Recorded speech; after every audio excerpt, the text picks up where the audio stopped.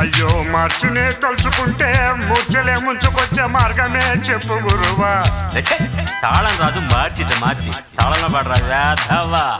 మార్చునే తలుచుకుంటే మూర్చలే ముంచుకొచ్చే